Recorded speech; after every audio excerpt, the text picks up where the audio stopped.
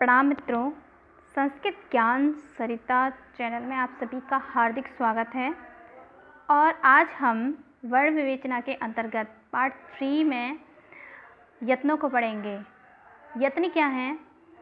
वर्णों के उच्चारण में जो प्रयास हमें करना पड़ता है उन्हें यत्न कहा जाता है।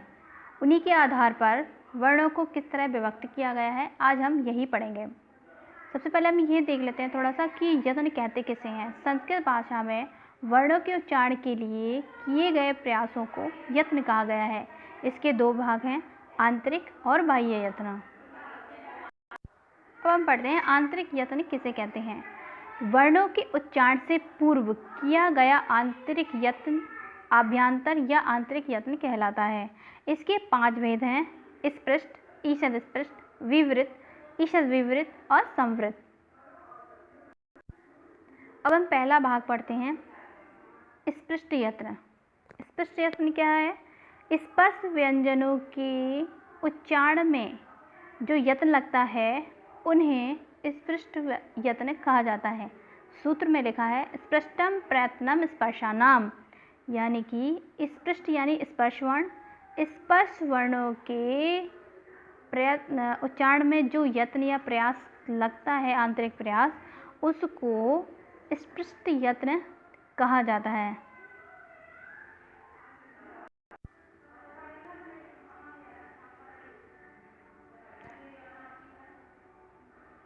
सूत्र का अर्थ इसमें इस तरह बताया है कि स्पर्श व्यंजनों के उच्चारण में लगने वाला यत्न स्पृष्ट यत्न कहलाता है। संक्षेप में हम स्पर्श व्यंजन कौन कौन से होते हैं? का कबूतर से लेके म मछली तक जितने भी वर्ण हैं वह सभी स्पर्श व्यंजन कहलाते हैं। इनको संस्कृत भाषा में संक्षेप में कु, चु, टू, तु, पु के रूप में लिखा जाता है। कु से मतलब का वर्ग, च से मतलब चा वर्ग, टू से मतलब टा वर्ग और तू से मतलब ता वर्ग और पू से मतलब पा वर्ग। अब ये वर्ग क्या है ये हम पूर्व में बता चुके हैं, फिर भी मैं संक्षेप में बता देती हूँ। का वर्ग के अंतर क, ख, ग, घ इस तरह से वर्ण पांचों उसमें आते हैं। ऐसे ही च, छ, ज, झ, न, टा, ठ, ड, ढ, ण, ता, था, दा, धा और म, पा, फा, बा, भा, न। इस प्रकार स्पृष्ट प्रयत्न पूर्ण हुआ।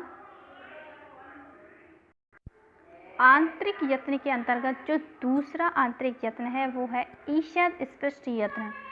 जिन वर्णों के उच्चारण में जीभ मुंह के अंगों को कम स्पर्श करती है उनको ईषद स्पृष्ट वर्ण कहते हैं। ईषद स्पृष्ट वर्ण का जो ईषद स्पृष्ट वर्णों को जो सूत्र इंडिकेट संस्कृत में करता है वो है ईषद स्पृष्टम अंतस्थानम, अर्थात अंतस्थ वर्णों के उच्चारण में जो यत्न लगता है आंतरिक, उसे ईषद स्पृष्ट प्रयत्न कहा जाता है। अंतस्थ वर्ण कौन कौन से हैं ये देख लेते हैं। य, र, ल, व, ये अंतस्थ वर्ण हैं। आंतरिक यत्न के अंतर्गत जो तीसरा भेद है वो है ईषद विवृत। अब ईषद विवृत का अर्थ क्या है? ईषद का मतलब है कम, विवृत का मतलब होता है कंठ का खुलना। जिन वर्णों के उच्चारण में हमें कम प्रयास करना पड़ता है या हमारा कंठ प्रदेश कम खुलता है उन्हें ईषद विवृत वर्ण कहते हैं। और ये हैं ऊष्म वर्ण, तीनों प्रकार के श और ह। अर्थात इसका अर्थ ये हुआ कि ऊष्म वर्णों के उच्चारण में जो यत्न लगता है उसे ईषद विवृत यत्न कहा गया है। इसका सूत्र है ईषद विवृतम ऊष्माणाम।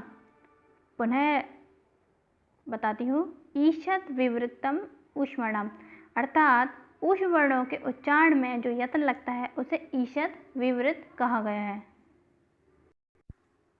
अब हम इसका चौथा भेद पढ़ते हैं। चौथा भेद है विवृत। विवृत का अर्थ है मुंह का यानी कंठ प्रदेश का अधिक खुलना। स्वरों के उच्चारण में लगने वाला यत्न विवृत यत्न कहलाता है। इसका सूत्र है विवृतम स्वराणाम अर्थात सारे जितने भी स्वर हैं उनके उच्चारण में जो प्रयत्न आंतरिक लगता है उसे विवृत प्रयत्न कहा जाता है।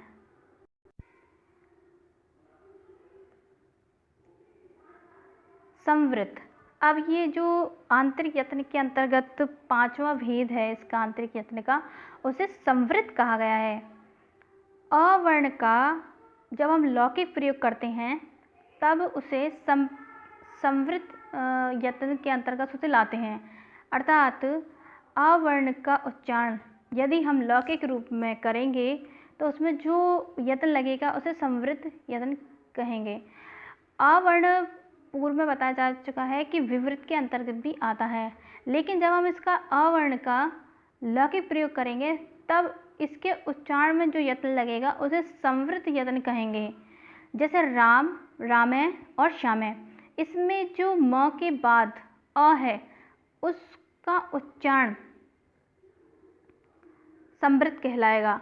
लेकिन यदि संधि और समास के अंतर्गत जब हम संधि करेंगे, जैसे पुस्तकालय, जैसे हमने पुस्तकालय की संधि की पुस्तक धन आलय,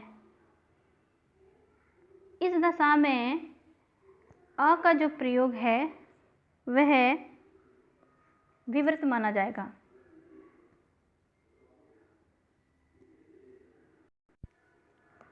विवृत के बाद संवृत। संवृत का जो सूत्र है वो है ह्रस्वस्य अवर्णस्य प्रयोगे संवृतम।